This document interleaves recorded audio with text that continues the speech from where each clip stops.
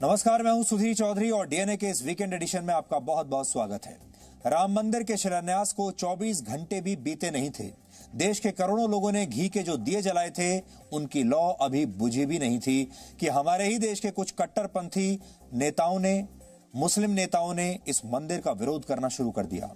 ये वो लोग हैं जो चाहते हैं कि 500 सालों से चला आ रहा ये विवाद अगले 500 साल भी ऐसे ही चलता रहे। इन लोगों का कहना है कि राम जन्मभूमि पर बाबरी मस्जिद थी, है और हमेशा रहेगी।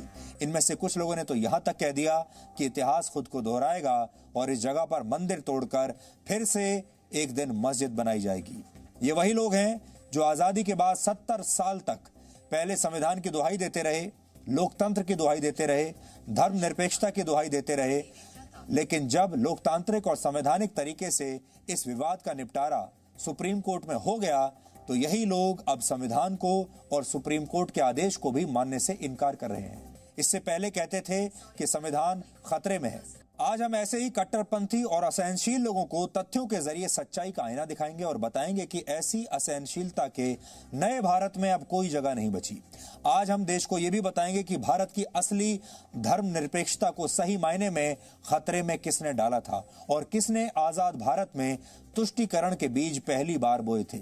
ऐतिहासिक तथ्यों, पुस्तकों और दस्तावेजों पर आधारित यह विश्लेषण आज पूरे देश की आंखें खोल देगा।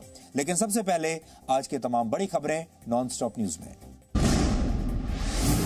केरल के कोझिकोड में एयर इंडिया के दुर्घटनाग्रस्त विमान का ब्लैक बॉक्स जांच के लिए दिल्ली लाया जाएगा। एयरपोर्ट अथॉरिटी ऑफ इंडिया ने कहा है कि पायलट ने पहले विमान को रनवे नंबर 28 पर उतारने की कोशिश की थी, लेकिन पायलट को रनवे साफ साफ नहीं दिखा, जिसके बाद उन्होंने रनवे नंबर 10 पर उतरने की इजाजत मांगी थी। हादसे की जगह पहुंचे नागरिक उड्डयन मंत्री हरदीप सिंह पुरी ने कहा है कि हादसे की वजह पर अटकलें न लगाएं और डीजीसीए की जांच रिपोर्ट का इंतजार करें। क्या कारण है, नहीं है, आपके सारे प्रश्न जो हैं, जो इस बात पे आते कि क्या कारण था, मेरी आपसे यही रिक्वेस्ट है कि आप इन्वेस्टिगेशन रिपोर्ट आने दीजिए। कोझिकोड में एयर इंडिया के विमान हादसे में 18 लोगों की मौत हुई है, जिनमें फ्लाइट कमांडर दीपक वसंत साठे और को पायलट अखिलेश कुमार शामिल हैं। शुक्रवार को लैंडिंग करते वक्त विमान रनवे से फिसलकर 35 फीट गहरी खाई में गिर गया था और प्लेन के 2 टुकड़े हो गए थे। प्रधानमंत्री नरेंद्र मोदी ने आज महात्मा गांधी की समाधि राजघाट पर राष्ट्रीय स्वच्छता केंद्र का उद्घाटन किया। देश की राष्ट्रीय स्वच्छता केंद्र। प्रधानमंत्री ने राष्ट्रीय स्वच्छता केंद्र के अलग अलग हिस्सों का दौरा किया और स्वच्छ भारत मिशन पर आधारित एक शॉर्ट फिल्म भी देखी।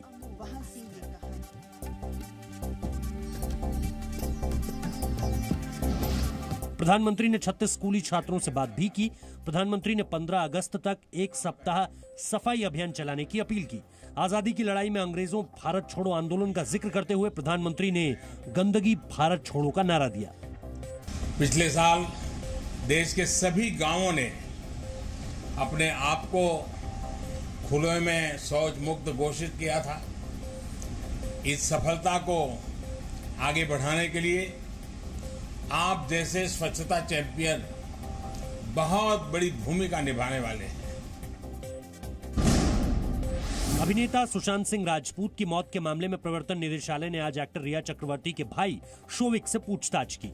रिया चक्रवर्ती के खिलाफ एफआईआर दर्ज कराने वाले सुशांत के पिता ने आरोप लगाया है कि रिया गवाहों को प्रभावित कर रही है। हरियाणा के मुख्यमंत्री मनोहर लाल ने आज फरीदाबाद में सुशांत के पिता कृष्ण किशोर सिंह से मुलाकात की। हरियाणा के मुख्यमंत्री ने सुशांत के पिता को भरोसा दिया कि सीबीआई जांच से न्याय जरूर मिलेगा। मुंबई में सुशांत केस की जांच करने पर सीबीआई के अफसरों को अड़चनों का सामना करना पड़ सकता है। मुंबई की मेयर ने कहा है कि बिना बताए जांच के लिए मुंबई आने पर सीबीआई के अफसरों को क्वारंटीन किया जाएगा। शायद उन्होंने उधर से टेस्टिंग न्यूनली करके लेके आना चाहिए, नहीं आते तो हमारी एसओपी फॉलो करना चाहिए, वो उनको बंधन का रखे कि हर शहर में ये तो एसओपी चलती है, तो वो भी वो सहकारी करेंगे और उनके डिपार्टमेंट का जो कम्युनिकेशन है वो हमारे सामने आना चाहिए। पालघर में साधुओं की मॉब लिंचिंग के मामले में महाराष्ट्र सीआईडी ने तीसरी चार्जशीट दायर की है। 2 नाबालिग आरोपियों के खिलाफ ठाणे की भिवंडी कोर्ट में शुक्रवार को सीआईडी ने चार्जशीट दायर की। पिछले महीने सीआईडी इस मामले में दहाणु कोर्ट में 4,955 पन्ने और 5,921 पन्नों की 2 चार्जशीट दाखिल कर चुकी है। इस मामले में पकड़े गए आरोपियों में कुल 11 नाबालिग हैं। 16 अप्रैल को पालघर जिले के गढ़चिंचले गांव में सूरत जाते वक्त 2 साधुओं समेत 3 लोगों की पुलिस के सामने भीड़ ने हत्या कर दी थी।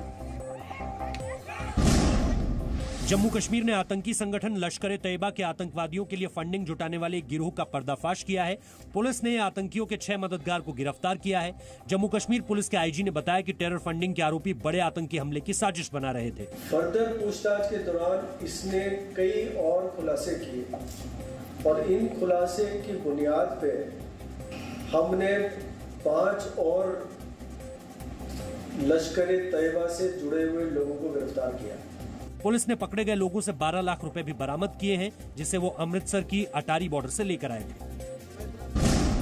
सोशल मीडिया पर फर्जी फॉलोअर्स और लाइक के मामले में रैप सिंगर बादशाह ने मुंबई क्राइम ब्रांच से पूछताछ में चौंकाने वाले खुलासे किए हैं। रैप सिंगर बादशाह ने क्राइम ब्रांच को बताया है कि उसने अपने गाने पागल है के लिए फेक फॉलोअर्स बढ़ाने के लिए एक एजेंसी को 75 लाख रुपए दिए थे। बादशाह का दावा था कि उनके गाने को पहले ही दिन 7.5 करोड़ लोगों ने देखा है, लेकिन गूगल ने तब बादशाह के इस दावे को नहीं माना था। पालघर में साधुओं की मॉब लिंचिंग के मामले में महाराष्ट्र सीआईडी ने तीसरी चार्जशीट दायर की है। 2 नाबालिग आरोपियों के खिलाफ ठाणे की भिवंडी कोर्ट में शुक्रवार को सीआईडी ने चार्जशीट दायर की। पिछले महीने सीआईडी इस मामले में दहाणु कोर्ट में 4,955। दिल्ली में कोरोना वायरस से संक्रमण की रफ्तार काबू में है। पिछले 24 घंटे में दिल्ली में संक्रमण के 1,404 नए मामले मिले हैं। 1,130 मरीज ठीक हुए हैं और 16 लोगों की मौत हुई है। दिल्ली में अब तक कोरोना वायरस से 1,44,127 लोग संक्रमित हुए हैं।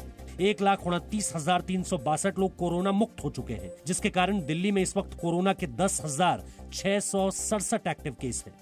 नोएडा में आज उत्तर प्रदेश के मुख्यमंत्री योगी आदित्यनाथ ने 400 बिस्तर वाले कोविड-19 अस्पताल का उद्घाटन किया। फिलहाल अस्पताल में 250 बेड हैं, जिसे 400 बेड तक बढ़ाया जाएगा। अस्पताल में डायलिसिस यूनिट और लैब भी होगी।